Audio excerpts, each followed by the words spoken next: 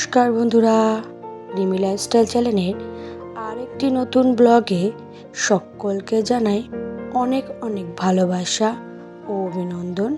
আশা করি দূরে কাছে যে যেখান থেকে ভিডিওটা দেখছো সকলে ভালো আছো, আর তোমাদের ভালোবাসায় আমিও খুব ভালো আছি। বন্ধুরা, আজকে সকালে বেরিয়ে পড়েছি একটু হাঁটতে।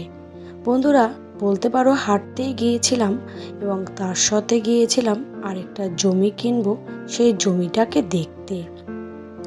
আসলে আমার হাজবেন্ড বলল মাঠে একটা জমি পাওয়া গেছে, জমিটার দাম বেশ কম, তুমি যদি কেনো তাহলে আমার সঙ্গে চলো, আজকে দেখে আসবে। আর মাঠে যাব, একটু ভিডিও করবো না তা কখনো হয়? তার টুকটাক ভিডিও তো আগে করেছি, এখন একটু অন্য দিকের ভিডিওটা তোমাদের সাথে শেয়ার করলাম। ওই দেখতে পাচ্ছ বাড়িটা, ওই বাড়ির পাশে যেটুকুনি জমি ওটুকুনি আমি নিয়েছি, আর বাকি এই পাশে যেটুকুনি জমি বাকি আছে ওই জমিটারই নেওয়ার কথা আমার হাজব্যান্ড বলছিল। একটু দামটা কম আছে, তোমার বাজেটের মধ্যে তুমি নিতে পারবে, তার জন্যই আমাকে সঙ্গে নিয়ে গেছিলো একটু দেখতে। আসলে বন্ধুরা, আমি অল্প অল্প করেই কিছু সঞ্চয় করে তবে বড় কিছু করার কথা ভাবি।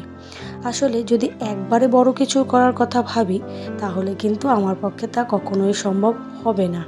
আমার যা বাজেট, আমি সেই বাজেটের মধ্যেই জমি কিনি। বন্ধুরা, আসলে যদি আমি এখন বেশি দামের জমি কিনতে যাই, রোডের পাড়ে কিনতে যাই, সেটা আমার পক্ষে সম্ভব নয়। একটা মেয়ে ছেলের কত টাকাই বা ইনকাম হয়, সেই যতটুকুনি ইনকাম হয় আর সঞ্চয় বলতে পারো সংসার খরচ থেকে যতটুকু সঞ্চয় করি, সেই সমস্ত মিলিয়ে মিশিয়ে আমি বলতে পারো 5 কাঠা জমি আগে নিয়েছি।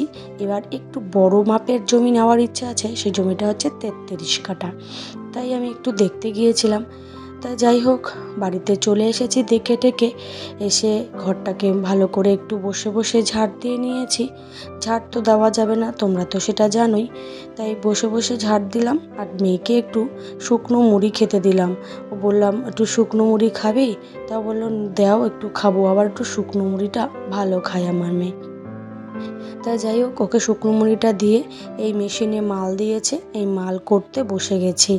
মেশিনে আসলে রং খেলার দিনে মাল দিয়েছিল না, তাই আবার রং শেষ, তাই আবার মাল দিয়েছে। আসলে ওরা ভরসা পায় না, কেন যদি বাচ্চা কাচ্চা রং নিয়ে ঠিয়ে ঘরে ঢুকে যায়, তাই জন্য কালকে আর মাল দেয়নি, আজকে সকালেই মাল দিয়েছে। তাই আমি সেই যা কাজ তা করতে বসে গেছি। সারাদিন তো কাজ করতেই থাকতে হয়, তাই ভাবি একটু যদি সময়ের ফাঁকে থাকে, একটু যদি বেশি সময় মেশিনে কাটাতে পারি তাহলে হয়তো কিছুটা সঞ্চয় করতে পারবো। আর বলতে পারো বন্ধুরা, আমার সঞ্চয় বুদ্ধিটা একটু বেশি, তাই জন্য একটু সঞ্চয়টার দিকে একটু জোরটা বেশিই রাখি। কেন বড় কিছু করতে গেলে একটু বুদ্ধি করেই সঞ্চয় করতে হবে, তাই জন্য কাজটাও বেশি করে করতে হবে, পরিশ্রমটাও অনেকটা বেশ মন দিয়ে করা দরকার। তাই যাই হোক, মেশিন করা শুরু করে দিয়েছি।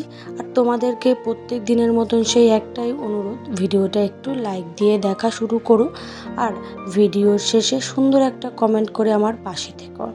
আর যে সকল বন্ধুরা নতুন এসে আমার এই ভিডিওটা আজকে দেখছো, সে সকল নতুন বন্ধুদের উদ্দেশ্যে বলছি, ভিডিওটা পুরো দেখে ভিডিওর কোনো অংশ যদি তোমাদের খুব ভালো লেগে থাকে তাহলে অবশ্যই একটু সাবস্ক্রাইব করে আমার পাশে থেকো। কারণ তোমরা না পাশে থাকলে আমার স্বপ্ন কোনোদিনই আমি পূরণ করতে পারবো না। তোমাদের ভালোবাসার টানেই তো আমি অনেকটা দূরে এগিয়ে যেতে পারবো, তাই না বন্ধুরা? যাই হোক, ঘরে তেমন কোনো কাজ নেই, কেন ঘর মোছা টোছা যাবে না এই 2 দিন। ও স্নান হয়ে গেলে, স্নান দিয়ে দিলে তারপরে ঘরের কাজগুলো টুকটাক করা যাবে। যাই হোক, স্নান বলতে পারো যেন মায়ের দয়া উঠেছে, তার স্নান দেবে। যে সকল নতুন বন্ধুরা জানে না তাদের উদ্দেশ্যেই কথাটা বললাম। যাই হোক, এবার ওই ঘরের পাখাটা একটু পরিষ্কার করে নিয়েছি। ছোট্ট পাখাটা আমার ছেলে যখন অনেক ছোট, কারেন্ট গেলে কিনতে গেলে যদি অসুবিধা হয় সেই উদ্দেশ্যে কিনে দিয়েছিল। তো পাখাটা তেমন একটা এখন ব্যবহার করা হয় না, তাই আবার নামিয়েছি।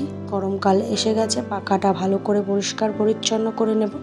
আর বলতে পারি পাখাটা একটা লাইট আছে, এই লাইটটা পুরো এলইডি লাইটের মতনই জ্বলে, তাই একটু ভালো করে পরিষ্কার করে নিচ্ছি। এখন গরমকাল, কারেন্ট তো যাবেই, আর পাখার কাজের ব্যবহার তো অবশ্যই লাগবে, তাই পাখাটাকে আগে ভালো করে পরিষ্কার করে নিয়ে চলে গেলাম স্নান করতে। স্নান টান সেরে চলে এসেছি ছেলে মেয়েকে খেতে দিতে। এই যে আজকে রান্না করেছি, বলবো কি, আর আলুর সেদ্ধ আর ভাত। আর আমার হাজব্যান্ড দুধ আছে, একটু দুধ আর কলা দিয়ে খেয়ে নেবে। আর আমার ছেলে মেয়েরা অতটা দুধ পছন্দ আগাগোড়াই করে না, আমিও করি না, তার জন্য আলু মাখতে বসে গেছি। আলু সিদ্ধ দিয়ে কাঁচা তেল দিয়ে নাকি খাওয়া যায়, তাই জন্য কাঁচা তেল দিয়ে আমরা খাই। এখনও রান্নার ক্ষেত্রে তেলটাকে ইউজ করছি না। আর 2 দিনের ব্যাপার, ও সেরে গেলে আমরা আবার রান্না করা শুরু করে দেবো তেল দিয়ে। যাই হোক, বেশি কিছু তোমাদের সাথে আজকে শেয়ার করতে পারলাম না। যাই হোক, এবার ওর একটু সেরে এসেছে, তাই আমার হাজব্যান্ড বললো চলো, বাড়িতে তো রান্না করে খাওয়া যায় না, তাহলে আমরা একটু বাইরে থেকে গিয়ে কিছু খেয়ে আসি। যাই হোক, খেতে গেলাম, খেতে বসে পড়েছি। একটু ভাবছি যে কি খাবো। আর ওর আসলে একটু কমেই গেছে, ওকে স্নানটা দিয়ে দেবে কালকে, তাই আমরা খেতে চলে গেছি একটু বাইরে। তেমন কিছু খাইনি, ওই একটু দুজনে মিলে 2টো স্যান্ডউইচ নিয়েছিলাম, আর একটা রোস্টার খেয়েছে আমার হাজব্যান্ড। যাই হোক, খাওয়া দাওয়া শেষ করে বাড়ি চলে এসেছি। বাড়িতে এসে একটু বিশ্রাম নিয়েছি। আজকের মতন ভিডিওটা এখানে, আবার দেখা হবে তোমাদের সাথে নতুন একটা ভিডিওতে।